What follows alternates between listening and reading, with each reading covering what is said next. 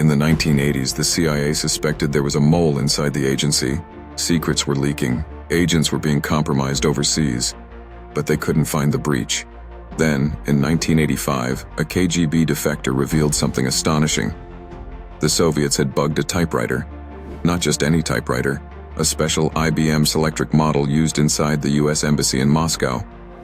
The Soviets had replaced parts of it with a device that recorded each keystroke and radioed the data to a nearby receiver. It had been active for years.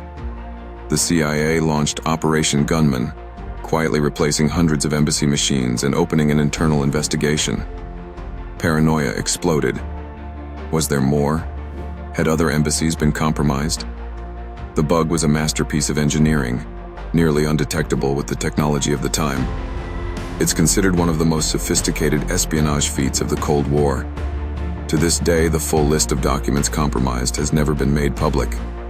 The CIA never officially admitted how much was lost, because sometimes the greatest heist isn't for money, but for secrets, and the loudest typewriters speak in silence.